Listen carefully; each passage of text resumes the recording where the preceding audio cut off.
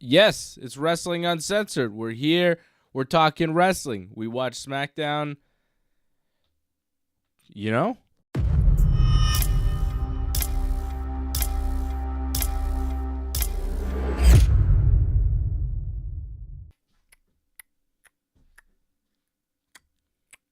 Ooh. Yes, boy! Johnny, how do you like that intro? Pretty bad. There was nothing there. It sounds like you're not very excited for what happened this week in wrestling. It sounds like it's another week for you, I guess. But I don't know. I feel like this week, very eventful.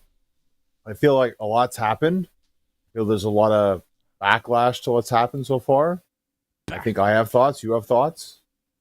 And I think we're going to vent a lot of frustrations, I think. And maybe some joy, possibly. I'm not really that frustrated about a lot of things in pro wrestling, but I can't say I'm that excited about what's going on in either of the major companies right now. There's not much that's really drawn my attention. You know what excited me about SmackDown tonight, John? The bloodline, I guess? No, when I saw Alex Pereira sitting in the front row, UFC light heavyweight champion. When I saw Poatan show up, Chama! I was very excited to see him. I love that guy. He's one of the most dangerous dudes on the planet. His fights get me hyped. I get excited when I see Alex Pereira. That's consistent entertainment right there with Alex Pereira. It's a money draw right there. It's a guy you pay to see. He's over in combat sports. He's very over. So I was excited to see him. Jones. I'm not sure what he was doing tonight in, where were they? Buffalo, New York. Buffalo, New York? Well, you can catch a WWE event. Why not? TKO probably flew him out for the appearance. That's kind of cool. I heard John Jones says he wouldn't mind fighting him, so that'd be a pretty cool fight. Yeah, that would be a cool fight. But we're not here to talk about that. That's the Thursday night show, John. You could watch the MMA stuff. We're here to talk about pro wrestling. And yeah, I wasn't, what happened? What are you excited about? You're enthused about it. I mean, I think it was interesting tonight. They announced a women's United States Championship, a new belt in the WWE women's division. It seems like it's going to be like the tag belts where it could be defended on Raw or SmackDown. So we're going to have one of the women on the roster get a major spot as a singles champion. They can go on either brand. It might even make the U.S. Championship seem more important than the WWE Women's World Title or the WWE Women's Championship on SmackDown. So I think that's an interesting move, and they didn't announce anything past the title is coming. They didn't say how you can become champion. They didn't really give much information as to when they might crown a champion. They just said, here's a belt, and it's going to be very important. The U.S. Women's title. Look at it. And it was like, okay, it looks like a U.S. title. But I think it's a very interesting move by the WWE. And to me, that's the biggest thing they did this week. What else happened? Well, let's just talk about this for now. So you believe that this is just one championship that they've already added onto the many championships we already have. It's only going to be one mid-card championship that will be for all the brands, you're saying.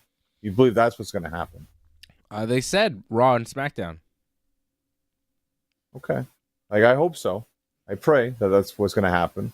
On commentary, they said, Michael Cole, I'm pretty sure, said, it could be, a Raw and SmackDown. It could be defended on Raw and SmackDown. Like, I'm pretty sure it's going to be an inter-brand type of thing, which is going to be a big spot for whoever becomes champion. Like, that's going to be pretty big. So it's going to be a nice way to elevate somebody else. It's a good move. And I think that's what it's going to be for now. but I wouldn't be surprised if we see another one eventually. Like a women's intercontinental championship. I'm surprised we didn't get that before the U.S. one, but I think this is more of them just testing the waters, seeing how this is going to work out. And then once they build up, I think the rosters too, because the rosters I don't think have enough to have like 2 mid-card championships. But I think once they start building it up enough, and this is going to lead into our next conversation, I think eventually they're actually going to add another mid-card women's championship. Maybe. And I agree with you in a way. I don't know if they're going to add that championship anytime soon, but I think the Intercontinental Championship would have made more sense just because it's got more history in the WWE to kind of make that the first mid-card women's championship, but U.S. Championship is where they went for some reason. I don't know, man. I like it. I think it's a good move. It'll elevate somebody. But I disagree that they don't have a deep enough roster for it. I think they have a deep enough roster for it. I think they might even have a deep enough roster for 2 mid-card championships. You look at all the tag teams that they have. You look at some of the talent that they have that you might not want as the top on the brand, but you could see holding a championship because they do good work. I think about somebody like Chelsea Green. Like, she could be a mid-card champion, you know? Maybe not the champion, but a mid-card champion would make sense. I think there are a lot of people that you could fit in that role that would work. They have a pretty deep roster. Ivy Nile. The whole collective, the whatever collective, right? Pure Fusion Collective. There you go. One of them. All of them. There's a whole bunch of people that could just be a mid-card champion. And then, you know, it gives them something to do. Tiffy time, you know, who knows? Tiffy Time's already got money in the bank. I mean, she already is holding something there. But, yeah, a lot of people could hold it. I think they have a very deep roster. And, you know, certainly deep enough for a mid-card championship that they could really give to anybody. Well, we talk about different brands. Does it really matter at this point? Because it feels that everyone just shows up on any show whenever they feel like it now. So, does that matter? I don't think really it does. But my problem is that almost every match now at the PLEs are going to be championship matches because you just add another championship. Yeah. I mean, they don't always have to be defended on the PLEs, though, John. You know how it works.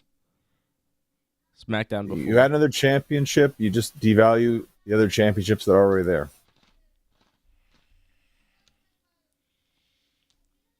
I mean, you can say, like, yes, no, but it's what happens. You care less about the world titles.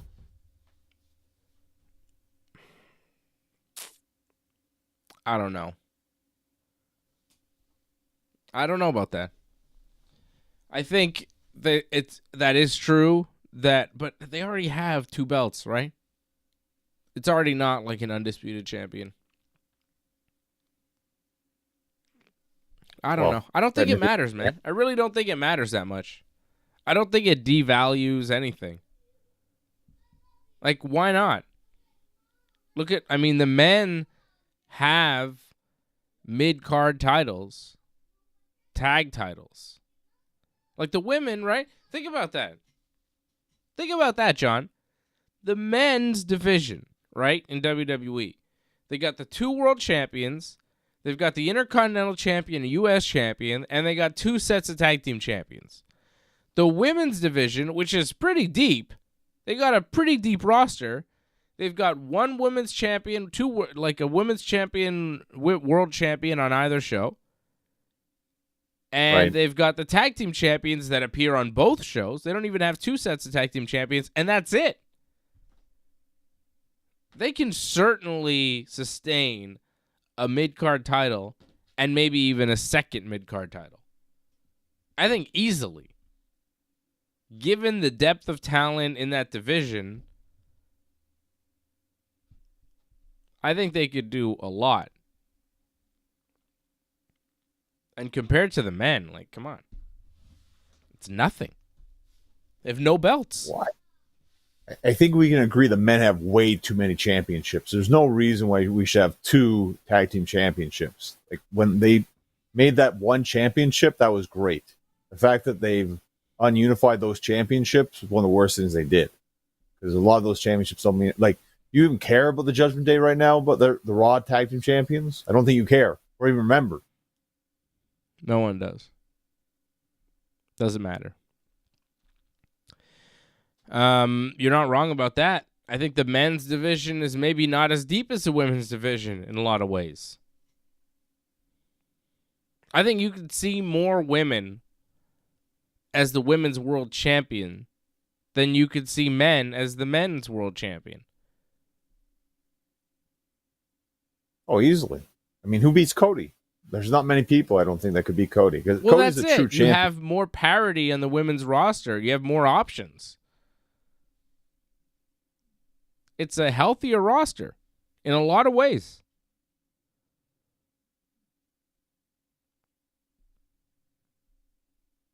Again, I don't think we need more championships. I think we have enough. But sadly, I think this is because we're getting more television time. Because why not? Why not have more television? So we need more championships for that. Alex Tara says, Johnny North, why are you not hype about this? Because we have too many championships. We don't need more championships. The women do. The women need more championships. If you're mad about it, tell them to get rid of one of the men's belts and give the women one more. I say it all the time. I've been saying it for years that they should have been doing this. Yeah. That we have too many championships. We want less championships. I think that goes for everybody. A mid-card title for both brands for the women makes a lot of sense, though. I think this makes a lot of sense. It's not the worst thing in the world, but again, it's just another championship. And like I kind of don't care about like the 2 women's world titles, and now we're going to care about another mid-card women's title. Again, it just takes away from those championships, I find. I care about both women's world titles in WWE right now. They have me invested in both women's world title runs right now. Liv Morgan and all the stuff she's doing with Dirty Dom and the Judgment Day and Raquel Rodriguez now backing her up, and she's put she's put Rhea Ripley out of commission for a while, right? Her whole title run has been very interesting. She's on top of Raw. She's like one of the top stars on Raw, if not the number 1 star on Raw right now. And I'm interested in what she's doing. And then you look at the women's champion on SmackDown, Nia Jax, everything she's doing with Tiffany Stratton, a lot of TV time, interesting stuff. Nia's doing some of the best work of her career. I'm invested in what she's doing. And there are women on the roster that I think could be doing more and are just kind of stuck doing nothing because there's nothing for them to do. I saw Io Sky win a women's battle royal on Raw this week for, I think, a title shot. Yeah, she's number 1 contender. So she's going to wrestle Liv Morgan at some point. But Io, I don't know if she's going to win. But Io as a mid-card champion would be cool. Kyrie as a mid-card champion would be cool. From what I understand, Asuka will be back at some point. There's word that Becky Lynch is going to come back any day now. She could be back very soon. She's going to sign some sort of new contract, possibly. There was talk she was a free agent, and now I think WrestleVotes is reporting that she's actually set to return very soon, and WWE is using her name to promote some sort of product. So Becky may be on her way back. Charlotte Flair is going to come back from injury at some point. There's a lot of talent there, John.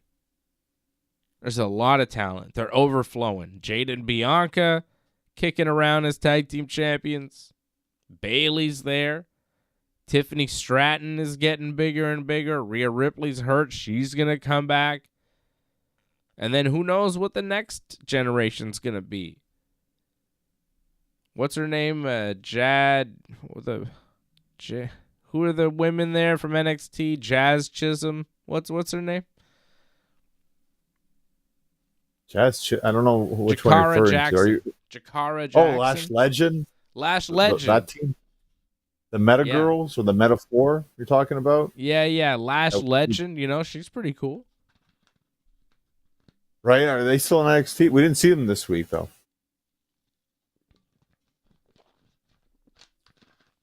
I'm just saying it's a very deep roster. Very deep roster. I'm just saying, like, I think the World Championships should mean more. And you're taking away the value of those World Championships. And you did that already with the men's, and we've seen how much it hurt. Like, you don't need 2 World Champions. I think WWE has 2 very strong world champions right now.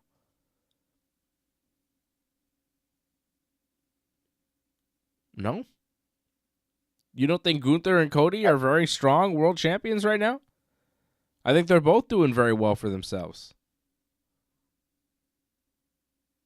I think Gunther took a huge step back at Crown Jewel with that match. I think he needed to lose that match because WWE needed to make the statement that Cody is the A champion. He's the number 1. Gunther's number 2.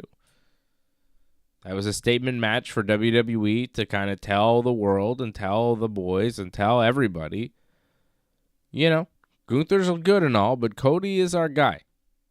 Cody is firmly our guy. Cody wins the big matches. The really big matches, he's going to win. It was a statement. You could say Gunther took a step back. I don't know if he was going to ever take that step forward, because the step forward is being the number 1 poster boy for the WWE, and that's not the role that he has. He's a very strong champion. He's a very strong wrestler. He's very well respected. He's the world champion of Raw, the B show. Cody is the A champion. He beat Roman Reigns. He finished the story. He's going to have the match with The Rock. Cody has to win. I get it. I think a lot of us felt like the win would have been bigger for Gunther because Gunther isn't as strong. It hasn't beat Roman, hasn't finished the story, hasn't main evented WrestleMania, right? He hasn't done all these things. He's not as big a star as Cody. So a win over Cody would really do a lot for Gunther because you already kind of see Cody as the number 1. So why not give Gunther a shot where you can kind of see them as equals? But Gunther beating Cody doesn't really make them equals. It makes Gunther stronger than Cody, and WWE didn't want to put that in anybody's mind, not even an inkling of that. So they said, nope, Cody goes over clean because Cody has to be cemented as the number 1. I get it. I mean, you get it, right? But like, it's not what you wanted, maybe as a Gunther fan and maybe as a guy who's not super enthused with Cody in his current run, but it's what WWE is doing. I saw a report somewhere where they're like, Cody is the John Cena of the company. He's our guy. He's our number 1, and everything revolves around him. So, if it's Hogan versus Gunther in Hogan's prime, you think Hogan's losing? It's the same theory, right? If you're the top guy of the WWE and you have a really big match, you're going to win clean. Because why wouldn't you? I prefer the time when we had like an actual undisputed champion, or it actually meant something when you were the undisputed champion. There should only be 1 world champion. Then these mid cards would actually mean something. But when you have 2 world champions, then you have more mid cards. Again, these titles, they lose their meaning. Well, sure, but how about the fact that Cody is called the undisputed champion and he just beat the world champion Gunther in a match, which kind of solidifies him as really the undisputed champion. If he is the undisputed champion, he should beat the world champion and be looked at as the real champion, and Gunther's just a phony champion. I think it solidified Cody as the undisputed champion. It maybe made Gunther look like a fake champion, but somebody on Raw has to beat him. Somebody other than Cody has to beat him. But you definitely look at Gunther and you go, wow, a lot of guys could probably beat him on the roster. Cody, Roman, maybe even Solo. Just based off that match with Cody, right? And Well, I don't think Damian Priest is beating him. no, definitely not. Damian Priest won a 4-way on Raw. And now he's going to wrestle Gunther, I guess, at Survivor Series for the belt. Or at some point. They didn't actually say, I don't think, exactly how much is going to happen. But at some point, Priest will get a title shot. I mean, Survivor Series makes sense because who else is it going to be?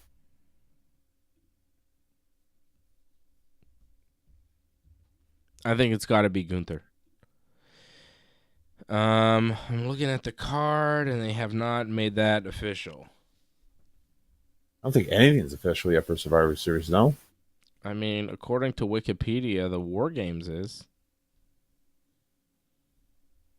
Now, is that 4-on-4 or is that 5-on-5? Like, right. I got Okay. confused there. You know what? We got to talk about this terrible promo that we saw tonight on SmackDown. What the hell was Solo Sikoa doing? What was that? What was that animated like? What was all that? What was all this? What was going on there? Do you notice that? I don't know. Like, was that unusual? He was just trying to, show some energy and. Does he always do that? But way. He's been like this brooding, like, why am I the bad guy? Acknowledge me. And then all of a sudden tonight he's like, Roman, what the? Like it was this new character he was debuting. It was odd. It was a very strange promo tonight. It felt like he was lost. I think he might just be trying to show a range of emotions, and that was one different one we hadn't seen before. I think that's just him trying to expand his range, I think. It was different. Stood out. I'm not saying it was great, but it was different. Uh-huh. So Solo came out to have a ceremony to acknowledge him again. It's just always acknowledgement ceremonies with this guy. And then Roman shows up, and he's like, Buffalo, do you acknowledge Solo? And they're like, no.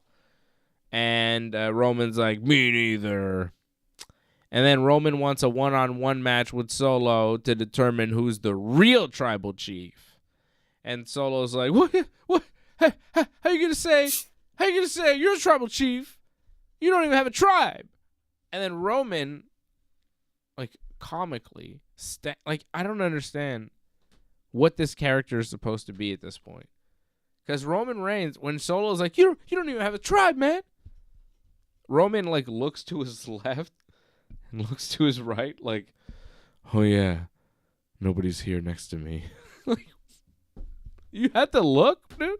You didn't know no one was next to you? What was all that with Roman? Roman was acting weird. The reactions on Roman tonight were ridiculous.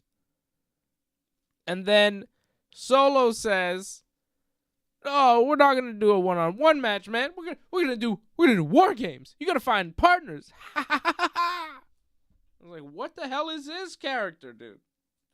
And then Roman's like, "War games, but I only see 4 of you." It's like, what? This is a number? What? And then Solo's like, yeah, 1, 2, 3, 4 of us. I was like, what? And then he's like, and our 5th member is Sami Zayn. Because earlier in the night, I should have mentioned that earlier in the night they had this whole promo with Sami Zayn, right? That was okay, the opening promo, no? I mean, it was typical, like what you expect for Bloodline to do, that opening promo.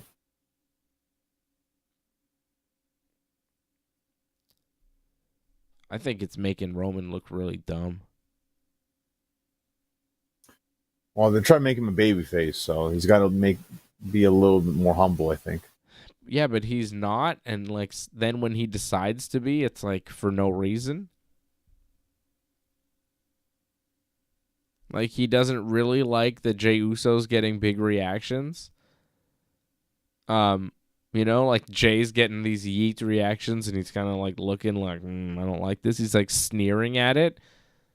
Yet he comes out with like an OTC yeet T-shirt. So like, what does he like it or does he not like it?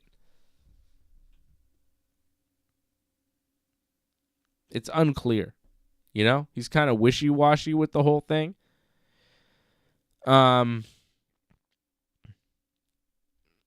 They did the promo earlier in the night. Roman, Jimmy Uso, Jey Uso.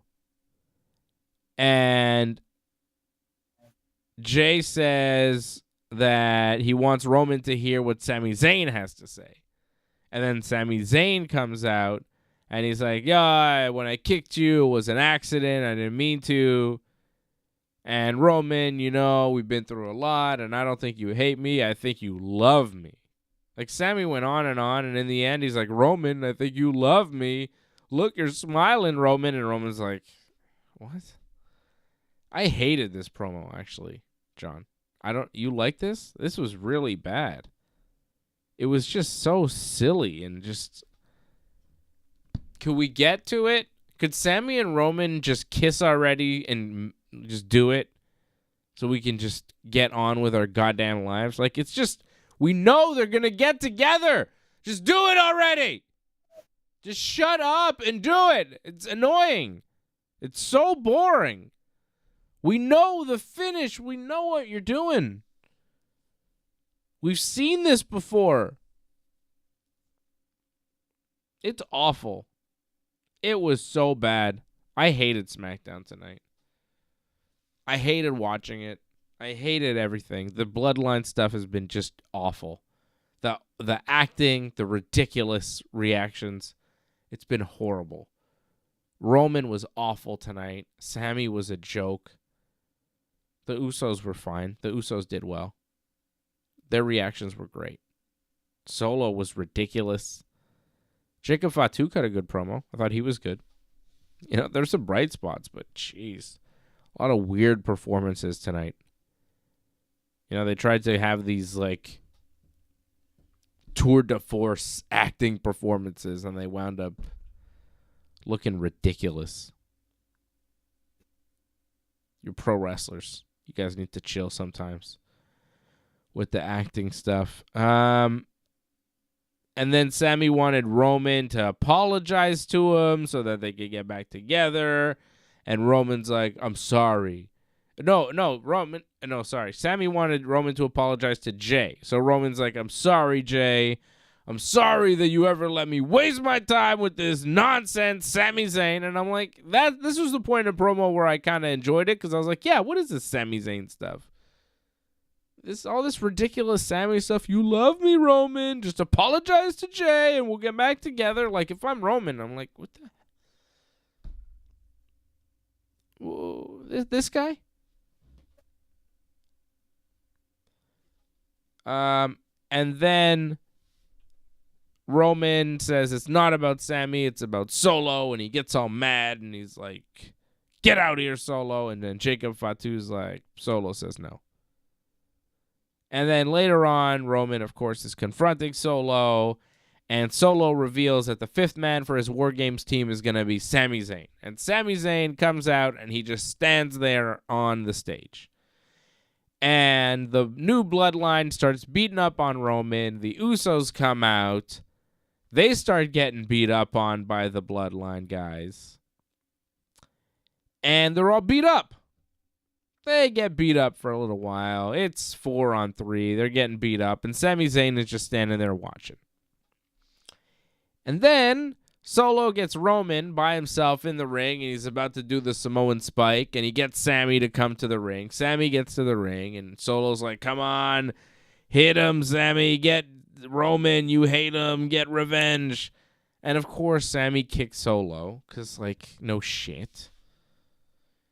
And then they all beat up on the Bloodline guys. Roman hits a Superman punch on Fatu, and Sammy kicks him out of the ring, and Roman spears Solo, and it's a big celebration for the fans. And then they're all staring at each other, and Jey Uso puts up the one, and then Jimmy puts it up, and then Sammy and Roman are like not sure, staring at each other, and then Sammy puts it up, and Roman puts it up, and it's a big pop. But goddamn, it's taken forever to get to this point. And now that we've gotten to this point, worst of all is that Roman did say there's only 4 of you. So do they have to now go seek out another member? Do we have to go through them finding someone else to join them? Another romance story between men to team up in a cage match? It's fucking bullshit. I hope not. Fucking bullshit. I hate it. I hope what happens that it just ends up being 4-on-4, that because Sammy is with the original bloodline, that they're just going to make this a 4-on-4, because I think that's the better and less messy way of doing this, instead of adding new members that just come out of nowhere. Yeah. We'll wait and see what happens here, because maybe they'll add The Rock. That'd be fun. What the hell? What happened? Something happened? Yeah, I think so.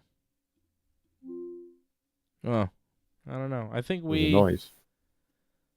I think our show.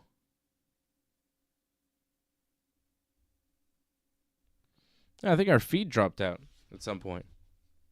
It did? What? Wow. Yeah, I think our stream dropped out.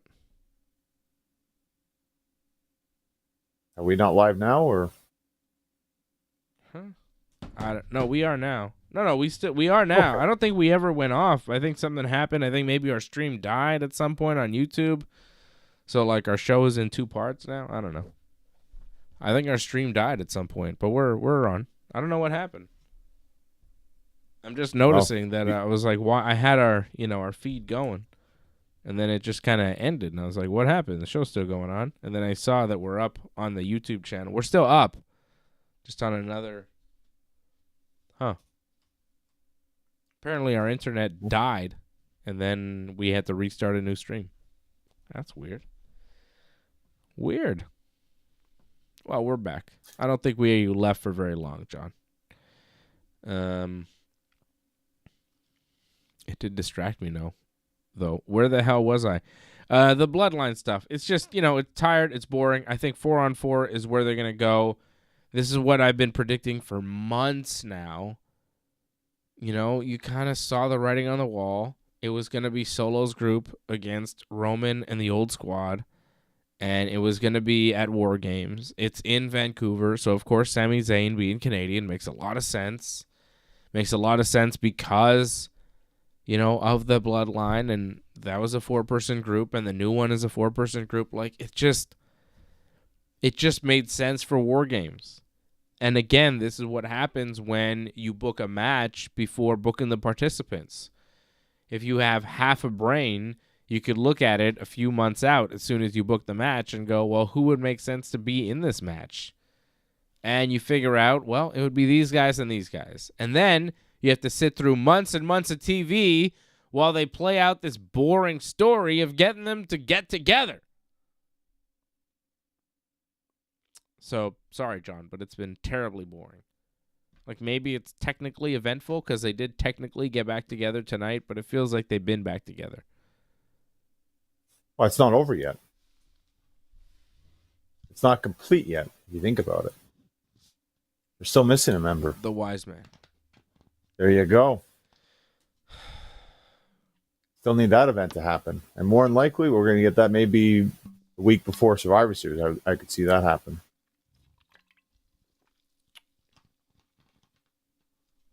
Then they'll be complete. Okay. November 30th is Survivor Series. We're, 3 weeks away? We got time. And now apparently this goes over Raw and SmackDown the show because this carried over from Raw because Sammy had the promo and Jay invited him over. So this carries over both shows now, which is good in a sense. I think like a big storyline like this deserves to be on both shows. Aren't you the guy that's constantly complaining about people going back and forth? Yeah, but it's everyone does it. I mean, it doesn't matter anymore. Everyone does it, so who cares? There is no like draft, wild card. Like it's all open. That's the way it is to me now. That's the way I look at it. Well, for some people it is. Yeah, select people, main event people, pretty much. Yeah, if you're in a main event story, like these guys. By the way, when they're all brawling, okay, they're all, basically, okay, they're all brothers and cousins, first of all. So they all look alike. And they all are wearing the same clothes. They all wearing like the same colors. They're all wearing black and red t-shirts. They all look alike because they're all cousins and brothers to each other. And when they're fighting each other, it's hard to tell what the hell's going on, who's who. They were all brawling. I'm telling you, this War Games match, when we see it, the only guy you're going to be able to tell who is not, a Samoan dude is going to be Sami Zayn. Everybody else is just going to be like, who is it? Which one is that? Sami sticks out, right? But because they're all, they're all related. Solo's got bleached hair. He stands out a little bit because of that. I mean, he looks like the Usos. He looks a lot like his brothers. He does. True, yeah. He looks a lot like them. And Jacob looks a lot like them too, and Roman kind of blends. Like, Roman kind of sticks out a little bit. He looks a little different, but like Jacob, I mean, they're all Fatus. Okay? Jacob, Solo, Jimmy, Jay, they're all like, they're brother. 3 of them are brothers, and the other one's their cousin. And when they're all fighting each other, you're like, who's winning? It's like Jacob super kicks Jimmy, and you're like, did Jay just kick Jimmy? What happened? Hard to tell. Because they're, they look similar. And it's not a thing. It's not one of those things, where people will be like, oh, you're just saying all Samoans look alike. No, it's not what I'm saying. What I'm saying is they're brothers, and brothers tend to look alike. Cousins do. There's a family resemblance, Also, they're wearing the exact same T-shirts. It's like, what's going on here? And in wrestling, you tend to wear opposite clothes or different clothes than your opponents, so you can kind of have a different look, even when you're not family members. But not these guys. No, I agree with you on that one. No, you're completely right about this. This isn't just because they're family. That's just it. Like, and the fact that they all pretty much dress the same too. They should at least make some difference. Hopefully, the originals they come out in white because they have white with a lot of their gear. So hopefully they do that. Yeah, I like that. I like the white gear. Chris Topsy makes a good point. He says, Dave, you can get heated up all you want, but people are eating it up. People are eating it up, John. They did pop pretty big when they all did the pose, right? Everybody was standing, posing. But I think people in an arena just like to stand and do the pose. I would stand and do the pose if they were doing it. It's fun. It's Roman Reigns. You got to acknowledge your tribal chief. How could you not? I think people wanted to see this happen for a while. Yeah. So when it finally happened, they were very happy for it. So as much as, you have been waiting for this to happen and finally this happened and you're not as impressed and you weren't really a fan of the original Bloodline to begin with. So to relive this again, it's not really your cup of tea. I mean, it just got repetitive. So, Roman's mad again. Uh-oh, Roman's mad. Somebody looked at Roman the wrong way. Jimmy's in trouble this week. Oh, now Jimmy's cool, but Jay's in trouble this week. Roman's mad. Uh-oh. We lost a match. Roman's going to be pissed. Every week. It just got to be okay, guys, I get it. Roman's an abusive cousin. I don't know. And Sammy was like, Roman's abusive. He's mean to you guys. And the Usos are like, is he? Seems good. I like them. They were tag champs. Yeah. I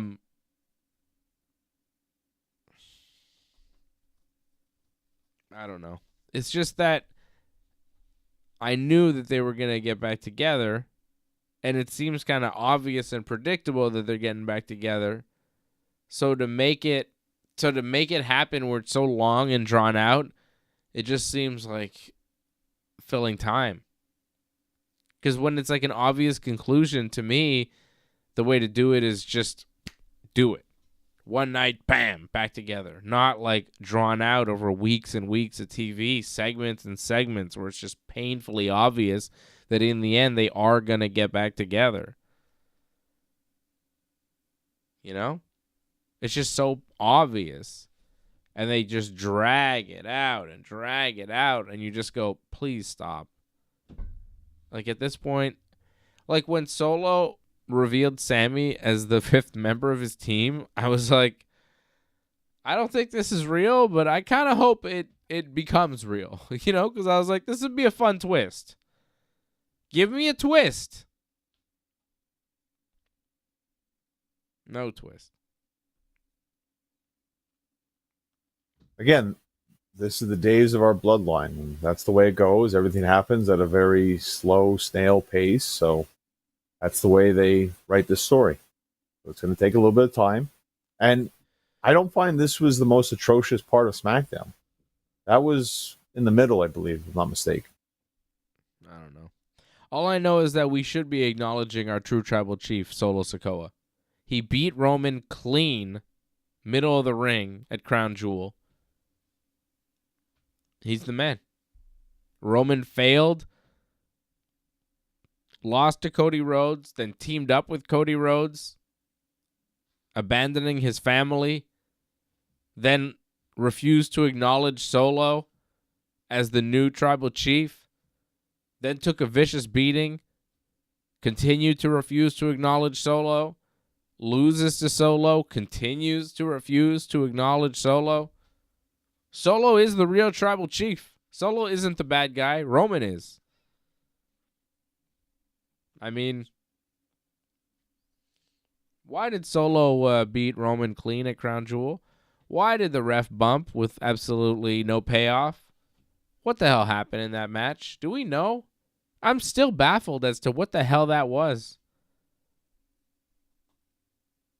That just goes under bad booking.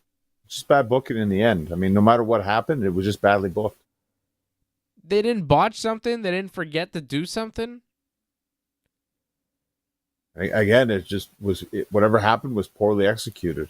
I mean, and in the end, it was that's different. because that's not you didn't bad get booking. anything. That's poor execution. That's two different things. You're saying.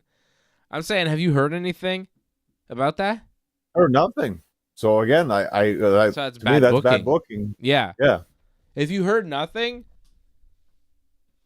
because usually, like the promotion will kind of put stuff out, be like, well, this was supposed to happen, but it didn't happen. You know, like those stories will come out if something was supposed to happen. But if they screwed up on the booking of it, right? They're not going to say anything. Nobody's going to know. Everybody's going to be like, well, I guess that's just the way they planned it. It wasn't poor execution. They just booked it that way for some odd reason. I don't get it. The pinfall clearly was poorly executed because Jimmy missed it. And that looked bad. That part, that was a botch. That was clearly poor execution on Jimmy's part. But Solo, you know, the ref bumping, no cheating, no nothing happening, and then Solo just hitting 2 spikes, the ref waking up and pinning Roman. You go, what? Why did the ref bump for that? That's just throwing in, like, let's throw in a ref bump, because why not? But they didn't really think about it, what would happen. That get bad booking. Very bad booking.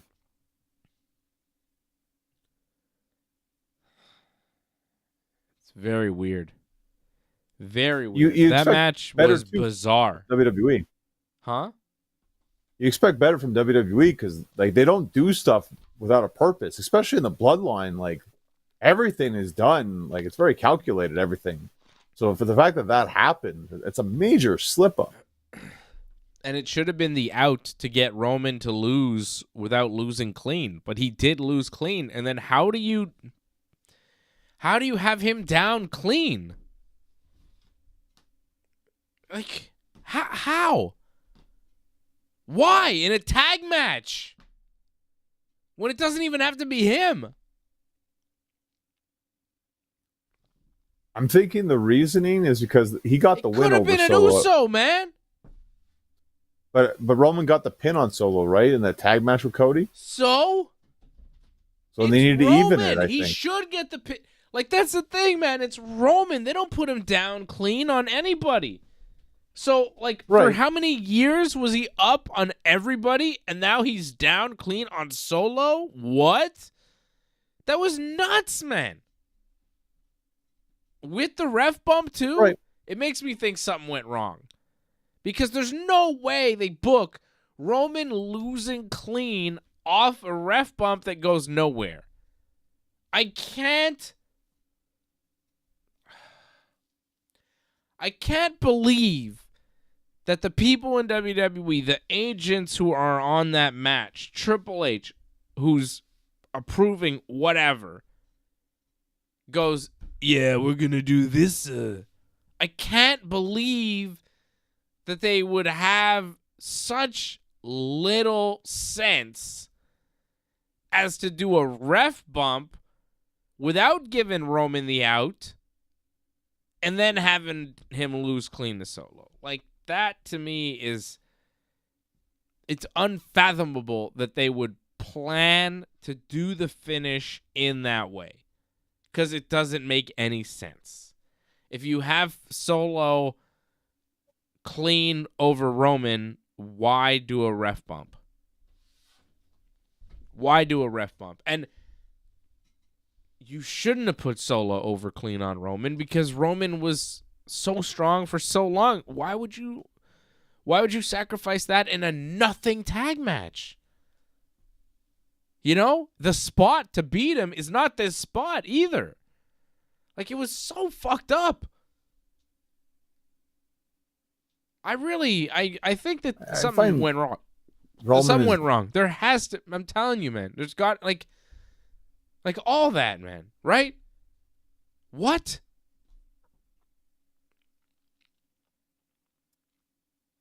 I think Roman's very giving. Like, he lost to Jay, and I think he didn't mind losing the Solo. So, in the end, I don't think he minded that.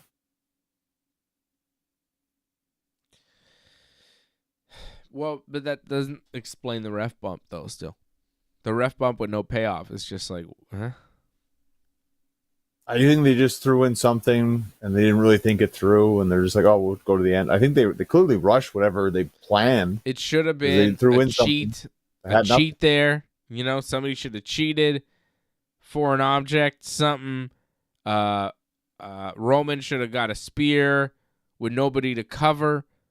So you could say Roman would have won had the ref not been down. Like, there should have been something, but there was nothing. And to say, oh, they just threw it in there to throw it in there is also pretty poor, pretty unprofessional, pretty low level. It's not what you expect from the top story in the top company in the world. Such poor storytelling, such poor booking on a big step. Surprising. Very surprising. Just this whole new bloodline versus old bloodline story has been poorly executed, I think. Every step of the way. Very poorly executed. Bad storytelling. And this is the main thing in WWE, and maybe that's why I'm not enthused with the product right now. Because they've been screwing this up every turn. When is Punk getting back? You know? Like, just give me some CM Punk. Correct this.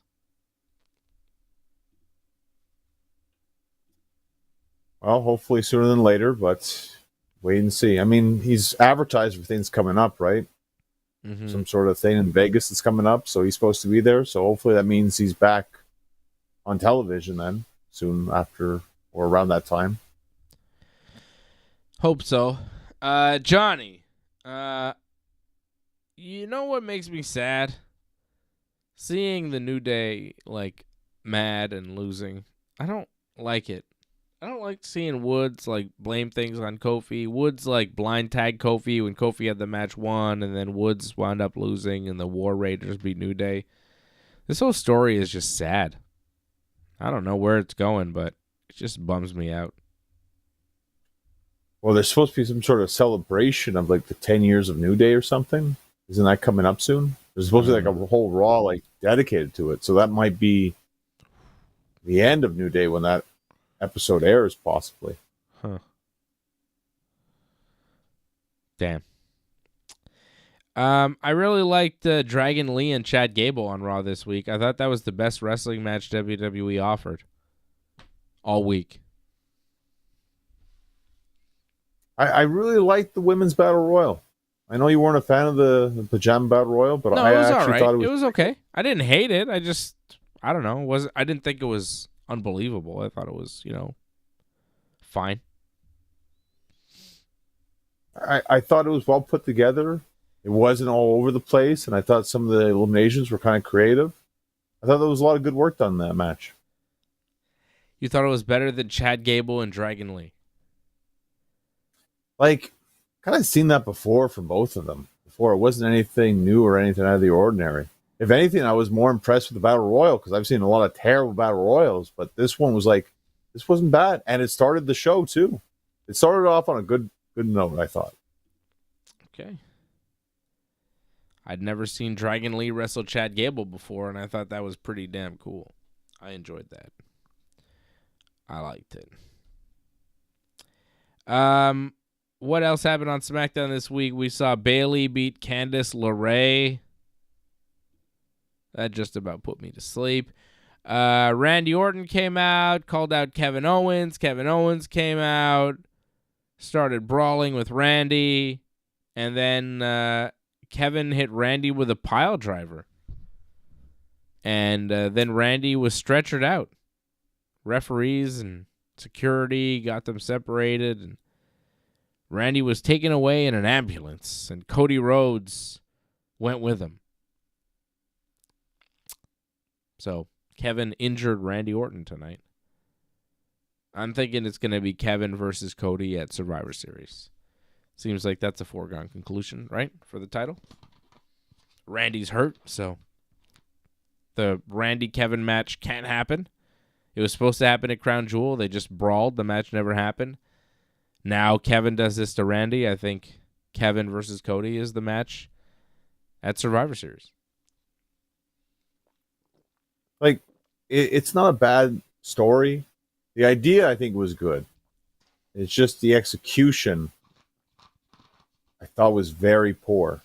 And it pains me to say that because I like Kevin Owens. I think he's great. But that was probably one of the worst power drivers I've ever seen in my life. That was bad. That was really bad. And it has to be said. Like, you're going to do an injury angle with that? It's just not acceptable. It wasn't that bad. Oh, it's really bad. I don't know if you really caught it, but I caught it. Like, it's pathetic. Well, he's protecting Randy. What's he going to do? Well, I mean, it hurts too. The camera was because the replay, I think, helped it a little bit because it kind of hides it a lot on the replay. But when you first saw it, it's terrible. Like, you can't do an injury angle with that, and they're running with that, and it's like, no, that's bad. That's just, again, we talk about they're the number one pro wrestling entity in the world, and that happens. Like, it's poor. Yeah, it didn't bother me that much. You just don't see WWE pile drivers very often. I was just like, oh, pile driver, okay. Whatever. I hope we never do ever again after that. Like, that was really bad. And, like, again, like, if they didn't go through all the craziness of like, didn't he jump off some sort of thing off a stage or something, went through a table?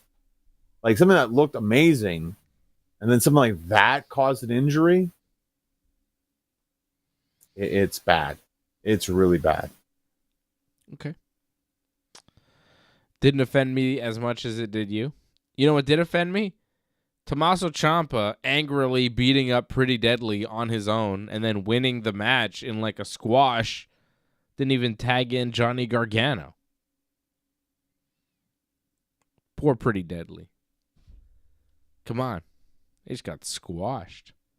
Ciampa just beat them both up. Anyways, Ciampa's all mad because Gargano's friends with the Motor City Machine Guns. And then the Street Profits got a tag title shot against the Motor City Machine Guns next week. And Ciampa got mad again because he's like, oh, you're friends with them. That's why we're not getting a shot. So there's something going on there. I don't know. Motor City Machine Guns beat Austin Theory and Grayson Waller. I don't know. Triple H's little project here is not exciting to me. I like that there's emphasis being put on the tag division. I'm just not interested in any of the characters. Any of them. Except Pretty Deadly, and they're jobbers, so, you know?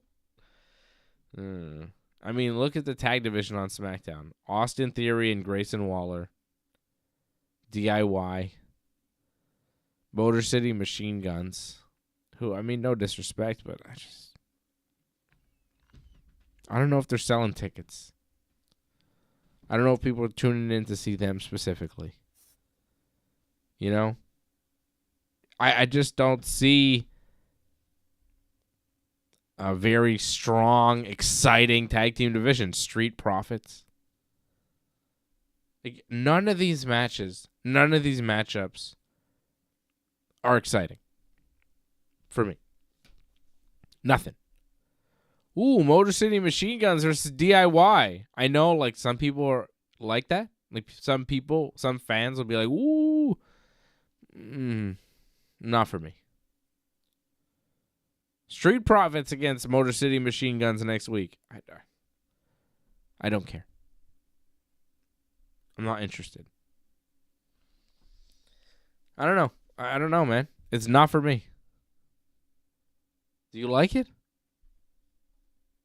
Well, I was just confused because I thought last week they said we're getting like the Grayson Waller experience with the Motor City Machine Guns. Is that not what they said last week? Oh, yeah. It was supposed to be like a promo, but they did a match instead? Yeah, and like, when did that change? Like, I missed that one. I mean, I guess because I don't watch everything on the internet. I guess maybe they did some sort of promo or something, but like, that was missed, like, completely. Yeah. I think you're right about that. And that so maybe hurts. They won't even do these matches for next week. Nia Jax supposed to defend her women's championship against Naomi, and the Motor City Machine Guns defending the tag titles against Street Profits next week on SmackDown. How about AEW? I enjoyed the start of it. I liked seeing Bobby Lashley finally make his appearance and kind of talked a little bit, sort of. Yeah. That was nice. And we know his first match in AEW, or his first pay-per-view match at least, is going to be against Swerve at Full Gear, which is cool.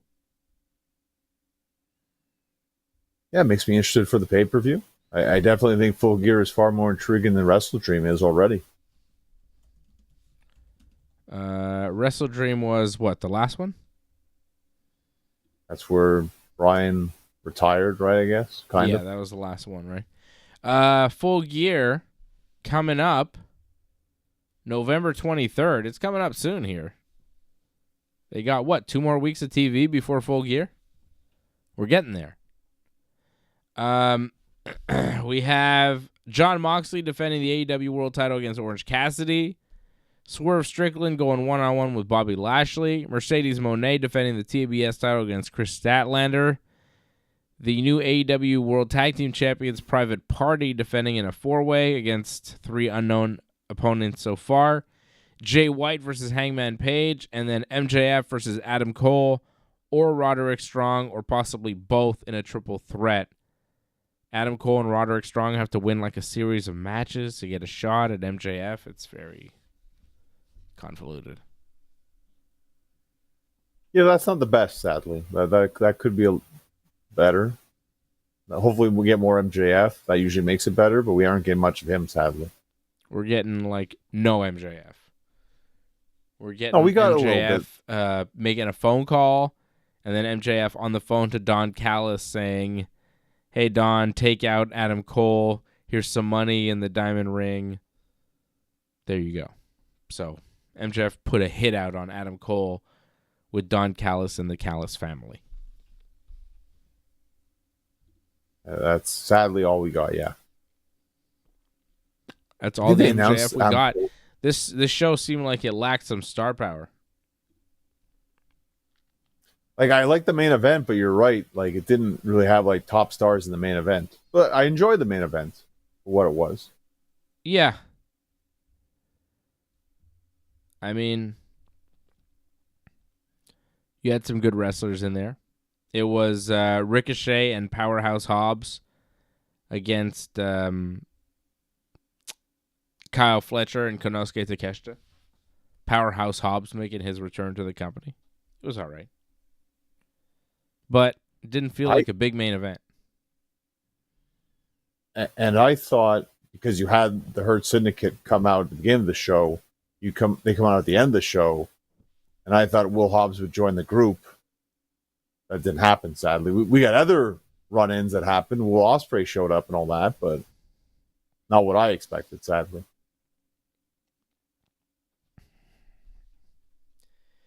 What did you expect? I really wanted the Hurt Syndicate to come out at the end. Because remember they talked to Ricochet during, like, when he was come out and all that? I thought maybe that would tie in to the main event, but it didn't, sadly. Do you think Ricochet joins up with the new Hurt Business Syndicate thing? MVP, Shelton, and Bobby Lashley? I could see him fitting in. It's funny because MVP said they originally wanted Ricochet in the original group in WWE, but they were told you could have Ricochet or Cedric, and they felt Cedric needed it more than Ricochet did. So now they have the chance to rectify this. So fingers crossed that the group would be fantastic if they had Ricochet. That's more well-rounded, I think, if they had Ricochet in that group. How about Ricochet and Will Hobbs? Well, then it's like a super group. There's no other group that's bigger. They're bigger than Moxley's Death Riders. Apparently, that's the name of the group. Yeah. I know you love that, Moxley, yourself. Yeah, that was interesting, all that stuff. I enjoyed the match, Orange Cassidy and Darby Allin against Claudio and Pac. I thought that was a good tag team match.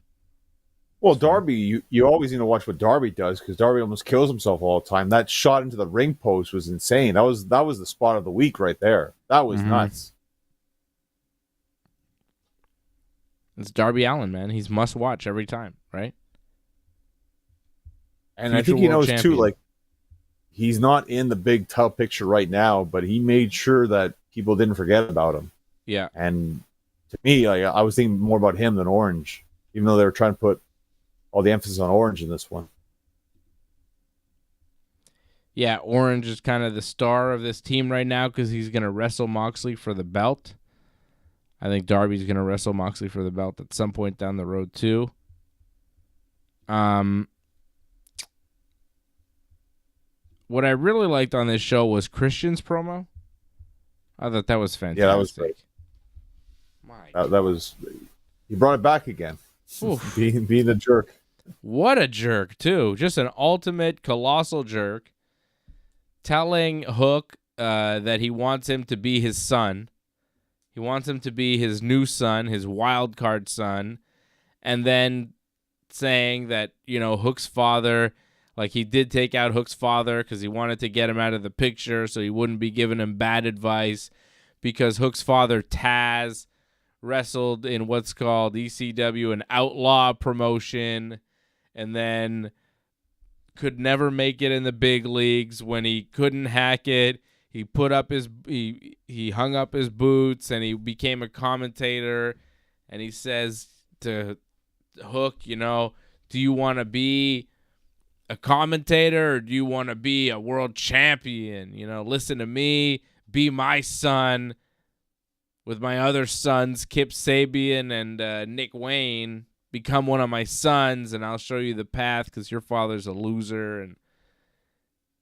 And then Christian hits him finally with the no one, and he's like, oh, I'm going to go even further. And he goes, no one cares if your father is even alive. And he says, as a matter of fact, I wish your father was dead. And then he drops the mic, and it's like, holy shit. You just wish death upon Taz. And then Hook, of course, goes and tries to attack them. And they manage to escape because security. And then Hook attacks the security. And Christian is like, yeah, that's right.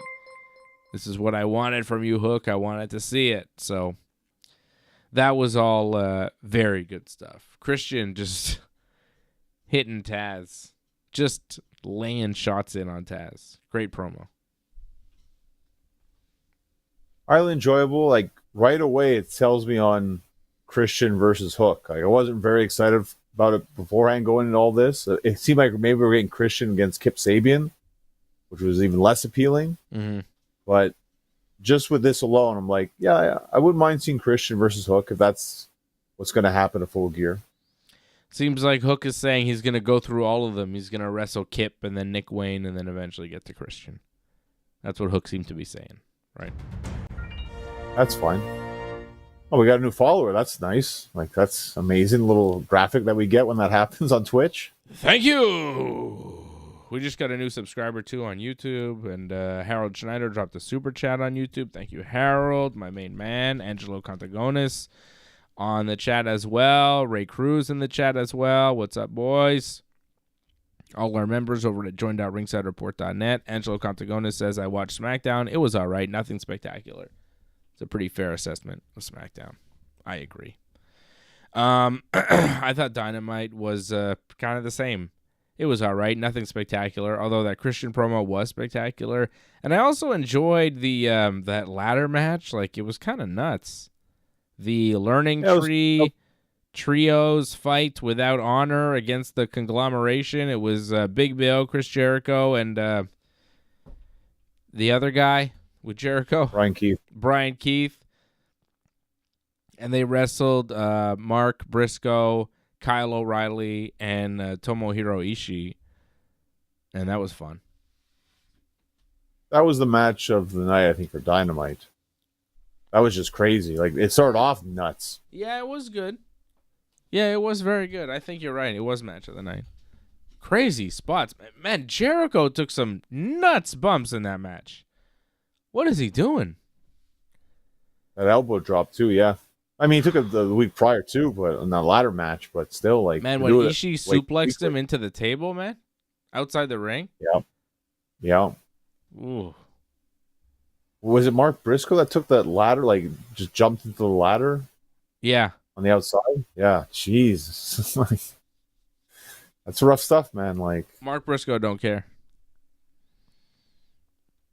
Well, highly entertaining match, and kind of weird Jericho lost. I understand that they're trying to push like Ishii like to win or to face Jericho, but like I don't think Jericho needed to take the pin there, but he did.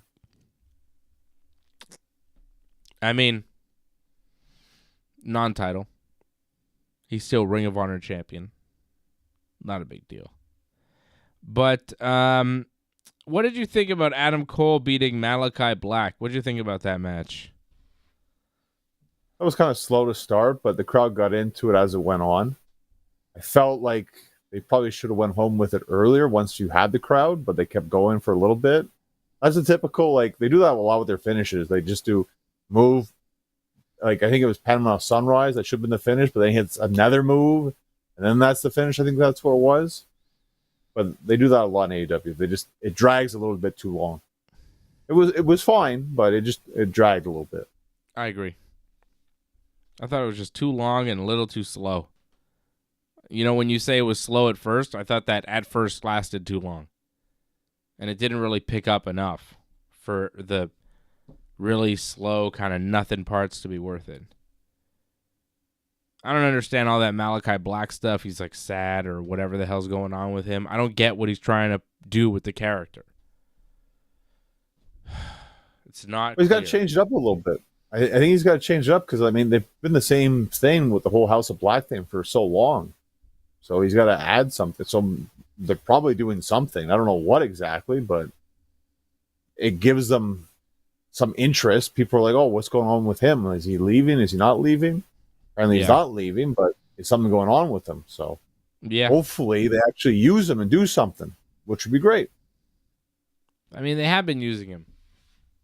Kind of. He's sort of there and then not there.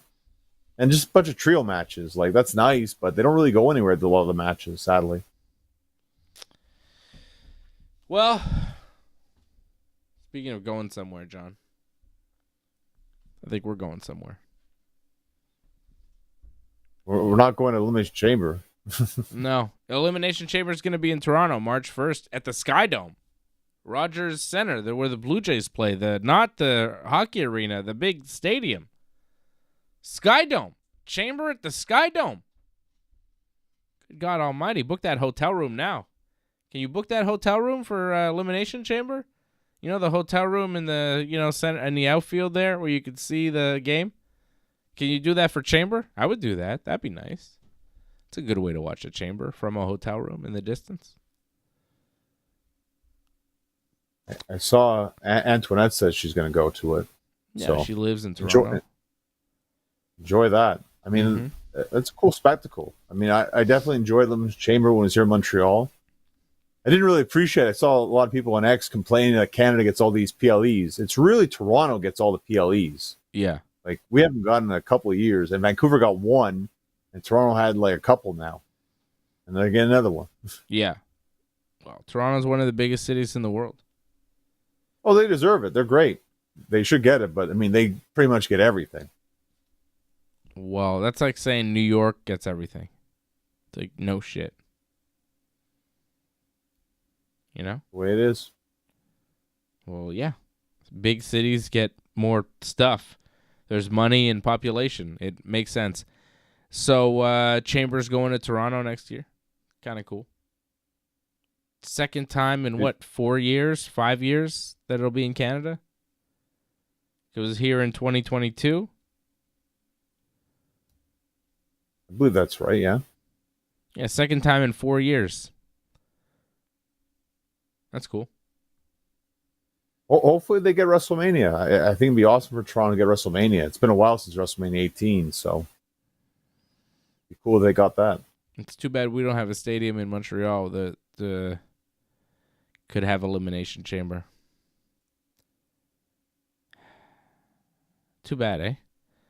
Like, the fact that WWE is willing to do a stadium show in Sky Dome is really interesting because it's not like a new stadium. They tend to do their stadium shows in like newer stadiums. Sky Dome's kind of old. I know they've kind of refurbished it and everything over the years, but like WWE doesn't usually do stadium shows in anything that's more than 10 years old. I mean, not usually, unless it's for a Mania, for a good, you know what I mean? It's like it doesn't happen that much. And I'm surprised. And it's kind of too bad that the Olympic Stadium isn't in working order, you know? It's very disappointing and sad that we don't get big events. We'll probably ever get a WrestleMania, sadly. I'd love to see it in Montreal, but yeah, I don't think that will ever happen, sadly, because Montreal's terrible for stadiums. It's the way it is. Yeah. It would be nice if we could have it, like a Royal Rumble at the Olympic Stadium would be so cool, but doubt it. Ooh. CSL Lauren says, would you go if someone bought you a ticket to Elimination Chamber? Dave, he's saying. I mean, yeah, probably. Right? Toronto, free ticket to the Chamber? How good are the seats? I'm not going. It's got to be premium tickets here. Well, I mean, I don't like to make the trip all the way to Toronto and everything, man. It's a long trip, man. I don't like going away, especially don't like going away without my kids. Having to explain to my son that I'm going to Elimination Chamber without him would be kind of a tough sell. So it's got to be really, really worth it for me, you know. It's got to be like tickets that are good. I don't want to go all the way to Toronto to sit in the nosebleeds at the fucking Rogers Center in the goddamn Sky Dome. You're way, way up high. You're going to see nothing. I'd rather watch it on TV, you know? So, yeah, I mean, I might go if I'd had if somebody, like, gave me a free ticket or whatever, I might go. But if the ticket was, like, way up high, I'd be like, I think I'd rather stay home, not travel, spend the money on travel and hotel or whatever. Stay home and watch it on TV where I can actually see what's going on and do a post show with Johnny, and you know what I mean? Oh, Lauren's going to look into it for you, so that's pretty awesome. All right, well, let me know, but like I don't need to go to Elimination Chamber, you know?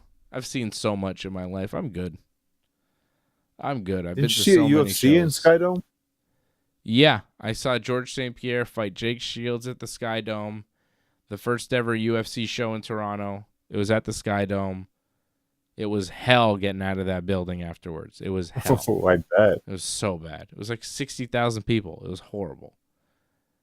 The train ride home was awful.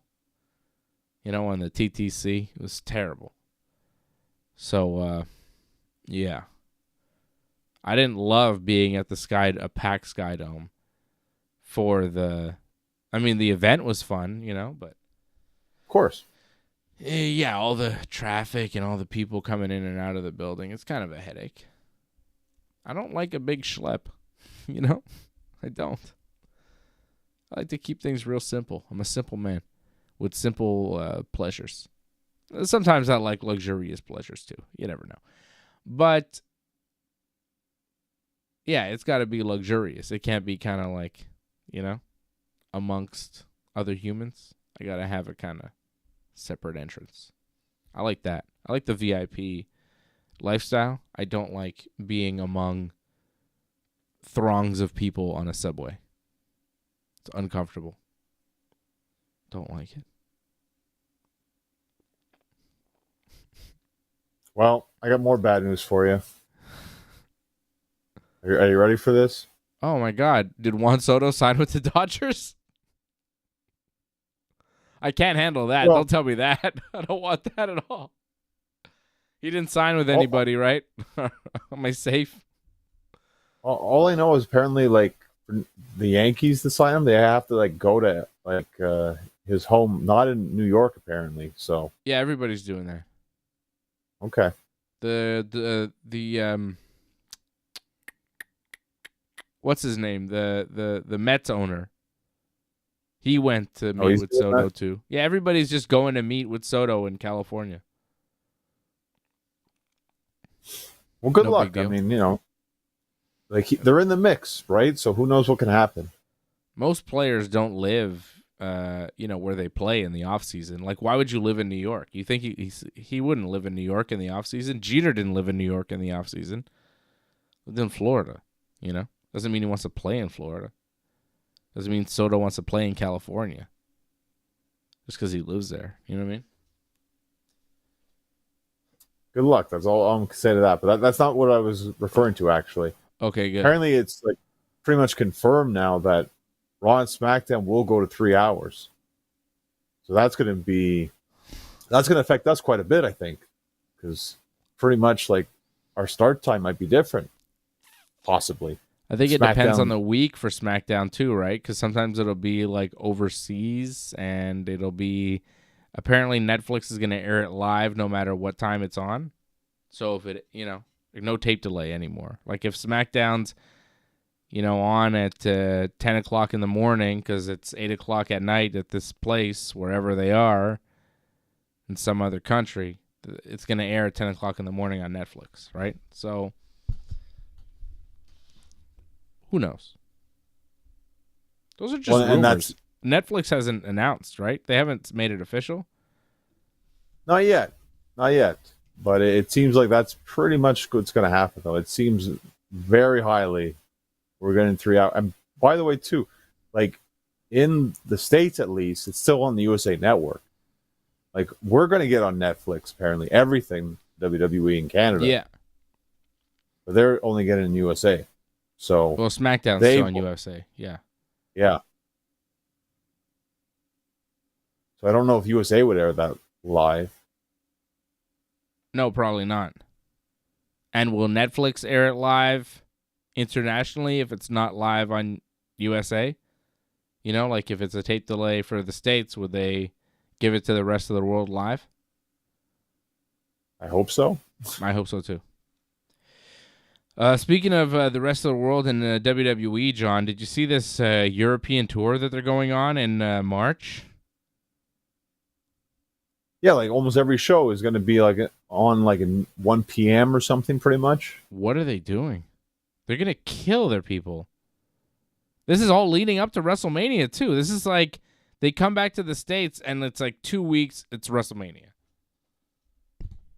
What the fuck, man? What are they doing? They are grinding these people to nothing. Well, I think the main reason why is because they know they could sell out those stadiums and sell them out for a very high, expensive amount. So it's all about the money. So Friday, March 14th, Barcelona, Spain, live Smackdown show. TV, Smackdown in Barcelona. First ever Smackdown in Barcelona. Saturday, March 15th, they're in Dortmund, Germany. Then the next day, Sunday, they're in Hanover. Then the next day, Monday, they're in Brussels, Belgium for Monday Night Raw. Then that Friday, they're in Bologna, Italy for SmackDown. Then the next day, they're in Belfast, Ireland, Northern Ireland. Then another live show in Nottingham, England on Sunday, March 23rd, Monday, March 24th. It's Monday Night Raw live in Glasgow, Scotland. Then Friday, March 28th, they're in London, England for SmackDown. Then Saturday, March 29th, they got a live event in Vienna, Austria. Sunday, March 30th, they're in the Netherlands for a live event. And then Monday, March 31st, they do another TV in London. This time it's Monday Night Raw to cap off this monster European tour with loads of live TV shows in Europe. Unprecedented in the WWE. They've never done this before, and the timing of it, too, leading into the biggest show of the year, is risky, I would say, for keeping your talent healthy and able, physically to perform at a top level on the biggest show that you have.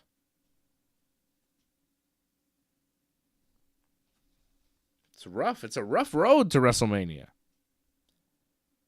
Yeah, but I wouldn't expect a lot of big time matches. I expect a lot of talking on those shows and maybe a bunch of tags, 6-man tags. I expect a lot of that on those kind of shows. You would hope, right? But even then, man, with the travel and the exhaustion and the time changes and everything, even an easy match could turn bad, right? Of course. You never know what could happen. Plus, how easy are they going to take it on the 2-3 weeks? Like, okay, maybe the second week of the tour, everybody kind of has a spot for Mania at that point. First week of the tour, people are going to be fighting for a spot. There's still going to be a lot of people on the card, and it's going to be the people that they're going to use on these cards to fill out the wrestling bits. And those people are going to be like on the bubble of getting a WrestleMania match, and they're going to be fighting like dogs, going all out to make sure that they get noticed and they get a spot. And we see this every year, John. You know it and I know it. The boys and girls go extra hard in the months leading up to WrestleMania because they want to make sure that they get a spot. But if you're doing that on a European tour where you're partying and you're traveling and you're doing TV and you're doing live events, like, it's going to be interesting. It's going to be interesting how they perform. They're bumping extra hard. They're taking extra risks leading up to Mania to make sure that they, get a spot. But you're saying, take it easy, whatever, European tour, you want to kind of take... I agree with that. But at the same time, it is the road to WrestleMania, and there are wrestlers that are going to be wanting to make sure they get that Mania spot. You know that.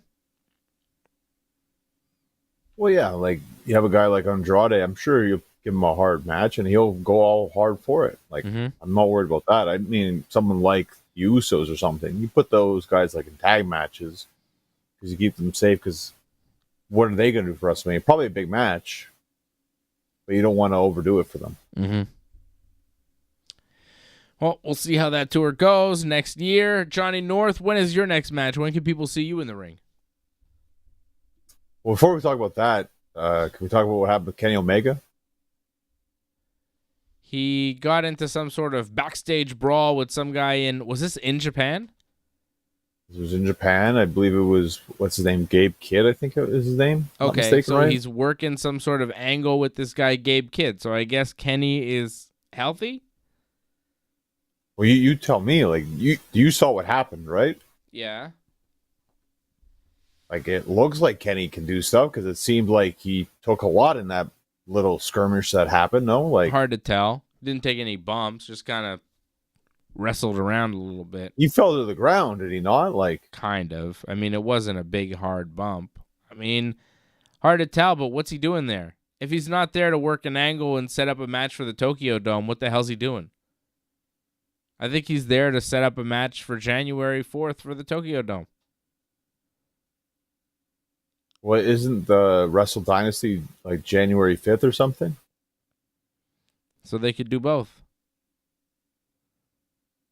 Something's going on. Because I believe Gabe Kidd is working the Ring of Honor tapings or something. So something's going on there. Is this going to be an AEW match? What are you talking about? Wrestle what? Dynasty? That's AEW, right? I think it's like a joint kind of thing, but it's in Japan, right? It's AEW and New Japan, but in Japan. So that would be Kenny's return match, I guess. Wow. Like, he's going to come back in Japan before he come back in the States. As long as it's for AEW. As long as it's for AEW. I thought he was going to work his return match for New Japan, which I thought was ridiculous because, your big return should be in AEW. Right? Well, it's good for them that they have their relationship still well with New Japan, because it's good for them they can share talent then, right? You can get these big matches. Yep, I agree. I think it's great. There's so many big matches they can do. It's already worked very well for AEW. They need access to as much talent as possible. So I think it's good, and I think it's good for New Japan to have Kenny Omega, because why not? And I think it's good for all of us that Kenny Omega's coming back soon, because I think AEW needs him. Gotta love Kenny Omega. Angelo Contagona says it won't be long before a PLE like WrestleMania is live from overseas. John, let me ask you this. If you had to bet WrestleMania in London, England, or Riyadh, Saudi Arabia, what happens first? I'd say England first. I mean, to me, I don't know how you feel about this, but every show is kind of like a WrestleMania anyways already, no? Do they really need a WrestleMania? In Saudi? Probably not. But I could see them wanting it one day, or Royal Rumble or something. Because, they may get wise to the fact that, like, these Crown Jewel events are kind of big nothings. They might want to. Well, didn't didn't Saudi Arabia already get like a elimination chamber, or didn't they get like a decent named like PLE before in the past? I think maybe Elimination Chamber. Did they do Elimination Chamber in Saudi Arabia? I mean, they did the King of the Ring, right? Yes. But I feel like they've done other, or they also did like a Hell in a Cell match too, did they not? In like Saudi Arabia, they got some pretty big matches in Saudi Arabia. I mean, Elimination Chamber 2022 was in Jeddah, Saudi Arabia. There you go. Yeah. Brock Lesnar beat Bobby Lashley, AJ Styles, Austin Theory, Riddle, and Seth Rollins to become the new WWE champion.